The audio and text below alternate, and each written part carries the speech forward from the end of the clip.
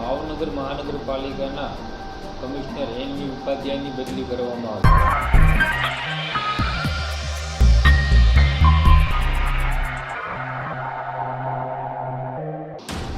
નમસ્કાર, કડા એક્સપ્રેસમાં હું મંડાજ પરમાર આપનું સ્વાગત કરું છું.